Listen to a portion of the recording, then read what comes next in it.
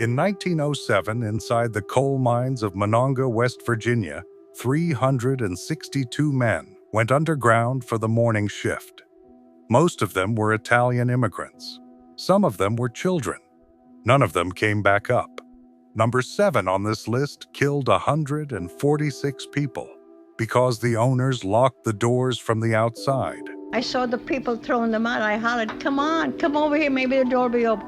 But it took a long time before the door came open. But the fireman came in, picked us up, and he took us down. A couple of firemen took us. And when we got down, we couldn't get out because the bodies were right on the ground there. They were acquitted. Their insurance paid them $400 per dead worker. Number 3 killed 764 men over 2 years. The company buried them in unmarked graves at night and never told the families. And number 1 is not a single disaster. It is a single year. A year when more men died underground in American coal mines than British soldiers died in combat during the Boer War. Here is the truth they never put in the textbook. Between 1990 and 1950, the American workplace killed more civilians than most of the wars this country fought. One shift at a time, one building at a time, and almost nobody went to prison. Before we begin, hit that subscribe button, because the history they wrote in blood is the history they never wanted you to see. Number 10, the Radium Dial Studios, Orange, New Jersey, 1917. Before we talk about explosions, you need to know about the women who were poisoned in silence. The United States Radium Corporation hired young women to paint watch dials with luminous radium paint, the kind that glowed in the dark. The company told them it was safe. They told the women to lick the tip of the brush after every stroke to keep a fine point. It was called lip pointing. Management knew the paint was radioactive. They said nothing. Some of the girls painted radium on their fingernails for fun, on their teeth before dates, on their eyelids to glow in the dark on a Saturday night. They called themselves the Ghost Girls. Within 3 years, their jaws started falling apart, not loosening, disintegrating. Bones turned to powder. Teeth came out in fragments. One woman's dentist pulled a tooth, and her entire jawbone came with it. When the women sued, the company hired doctors to testify that they were lying, that their bones were rotting from syphilis. 5 women fought the case anyway. They became known as the Radium Girls. They won. They were already dying when the verdict came. The average age at death was 24 for painting watch faces. Number 9, the Pemberton Mill, Lawrence, Massachusetts, January 10, 1860. Here is something that will change how you think about factory buildings. The Pemberton Mill was a 5-story textile factory, 800 workers inside, mostly women, mostly children. At 5 o'clock in the afternoon, with no warning, the entire building collapsed. Not a floor, not a wall, the whole structure. 5 stories dropped into the basement in under 10 seconds. Workers were buried alive in a mountain of brick, timber, and cast iron machinery. Rescuers worked through the night. They could hear people calling from underneath the wreckage. Some were pinned but alive. Then at 9 o'clock, a lantern tipped over. The rubble caught fire. Workers who had survived the collapse trapped, unable to move. Some talking to the men trying to dig them out burned to death, while rescuers stood and listened. 145 people died. The investigation found that the building's iron support columns had been cast with inferior material. The owner knew the columns were defective before the first brick was laid. He built the factory anyway. Nobody was charged. Number 8, the Granite Mountain Shaft, Butte, Montana, June 8, 1917. A cable inspector named Ernest Salau lowered a paraffin-dipped lamp into a shaft at the North Butte Mining Company just before midnight. The flame touched exposed insulation. Fire climbed the cable like a fuse. Within minutes, the shaft became a chimney, pulling fire and gas into every tunnel connected to it. 164 men died underground that night. Most did not burn. They suffocated. Carbon monoxide and toxic gas filled the crosscuts faster than a man could run. One group was found sitting against a wall in a neat row.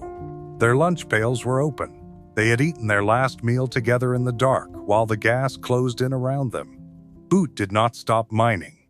The shift resumed the next day. Number 7. The Triangle Shirtwaist Factory. New York City. March 25, 1911. This is the disaster that changed everything. And the details are worse than the summary. 500 workers, mostly women, mostly teenagers. Most of them Italian and Jewish immigrants earning $7 to $12 a week, were finishing their Saturday shift on the top 3 floors of a 10-story building. At 4:40 in the afternoon, a cigarette or a match landed in a scrap bin full of cotton. The fire hit the ceiling in 90 seconds.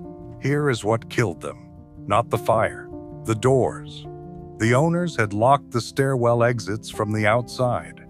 Standard practice. It prevented workers from stealing and from taking breaks. One door was locked. Another opened inward and was blocked by the crush of bodies pushing against it. The single fire escape collapsed under the weight of the first group that reached it. The elevators held 3 trips before the heat warped the shafts, and they stopped running. Firefighters arrived within minutes. Their tallest ladder reached the 6th floor. The factory was on the 8th, 9th, and 10th. Safety nets were deployed. The force of the falling bodies ripped through them like paper. 146 people died. The youngest was 14. Many were not identified for weeks. Some were never identified at all. The owners, Max Blank and Isaac Harris, were put on trial for manslaughter. They were acquitted. Their insurance company paid them $60,000.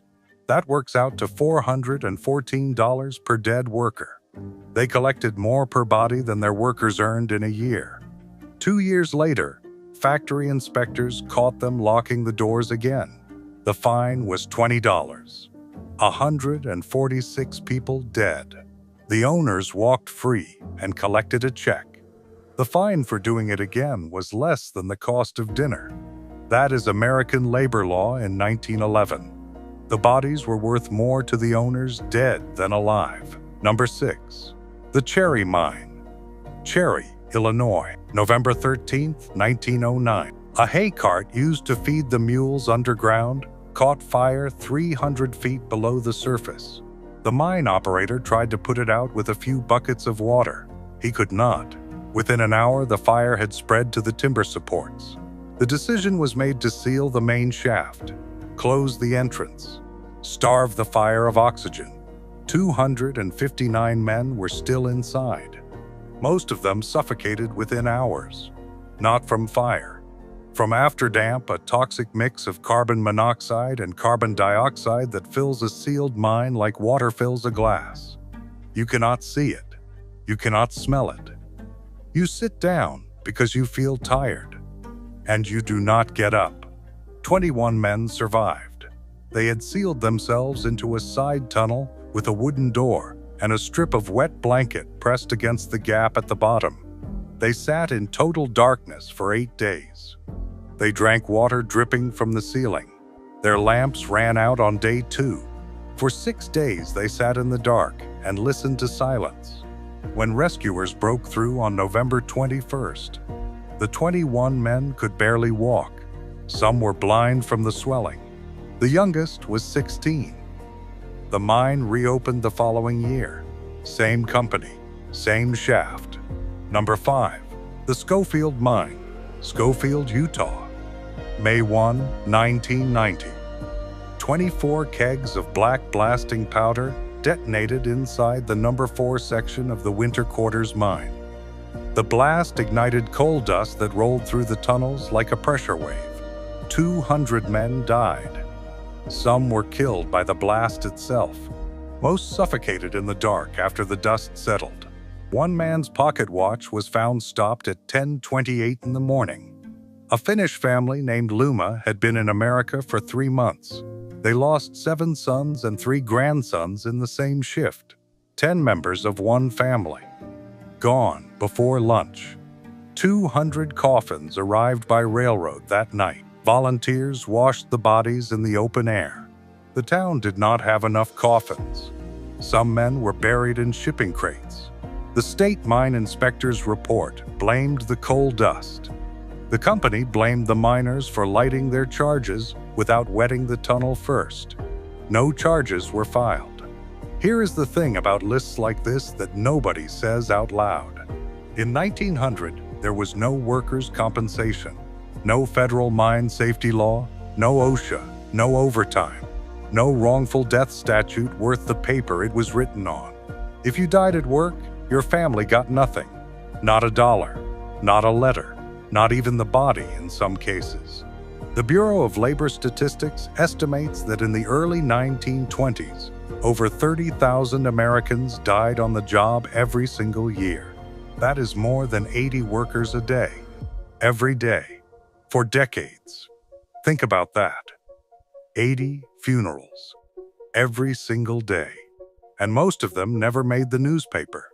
Your grandfather may have worked a shift exactly like the ones on this list. He just got lucky. Number 4. The Monongah Mines, Monongah, West Virginia. December 6, 1907. 2 connected coal mines, mines number 6 and number 8, run by the Fairmont Coal Company.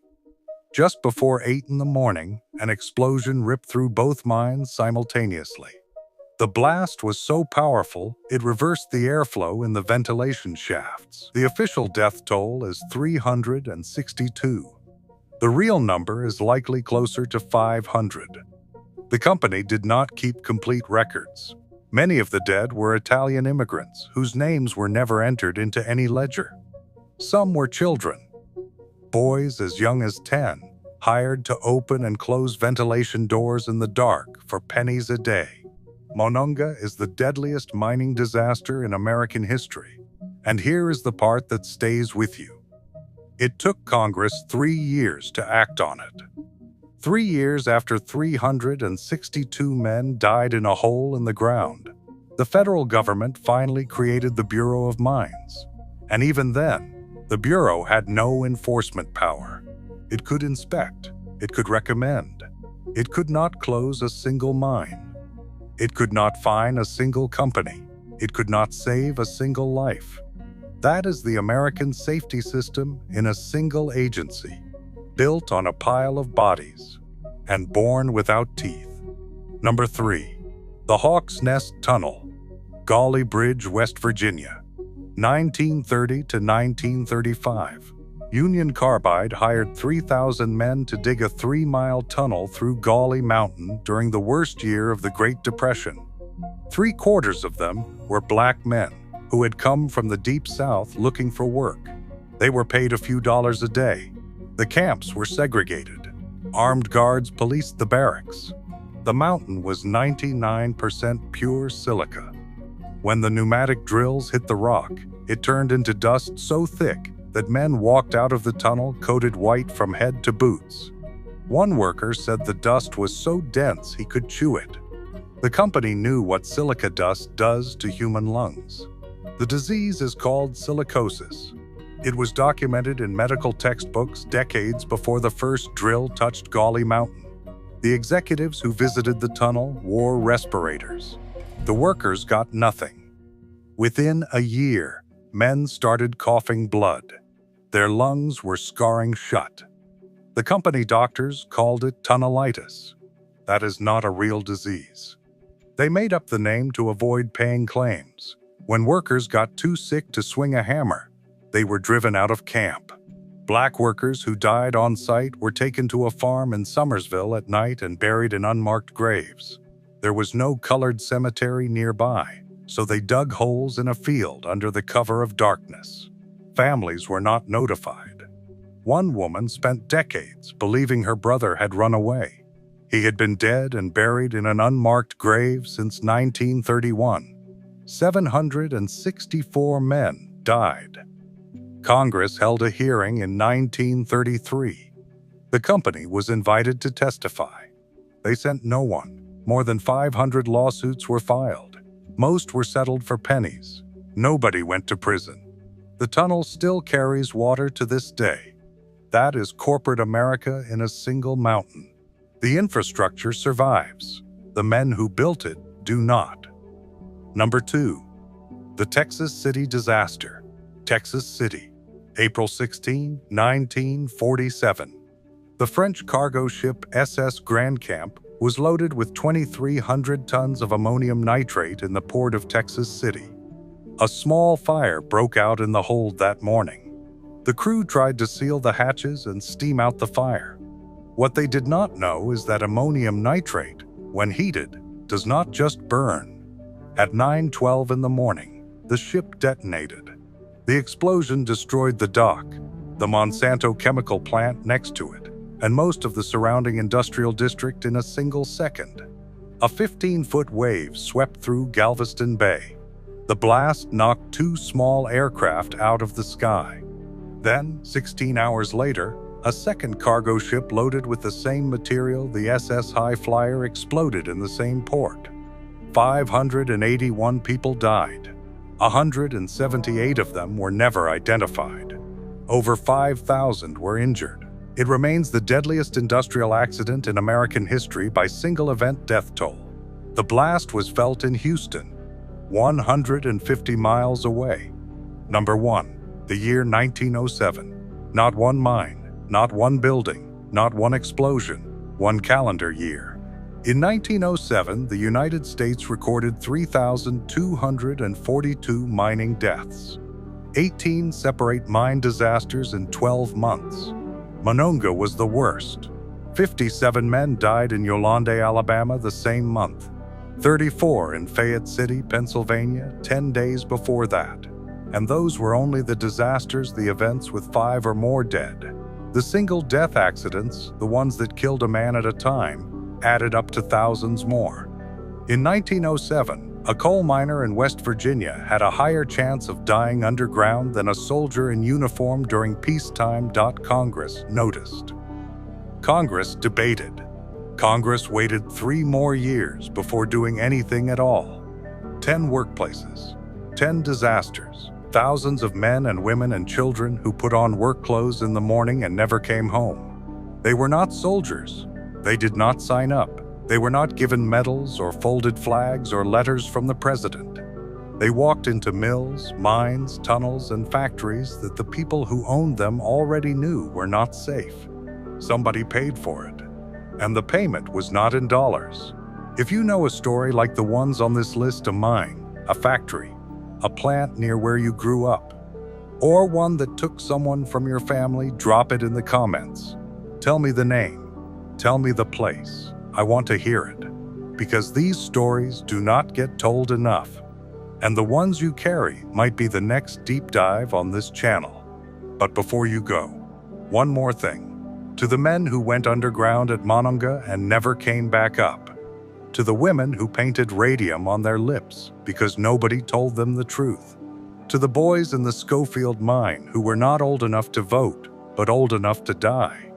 To the 3,000 nameless workers buried in fields and unmarked graves from West Virginia to Utah. You deserved better. You deserved to come home. You deserved for someone to say your name out loud. And if nobody else has said it, I am saying it now. This one was for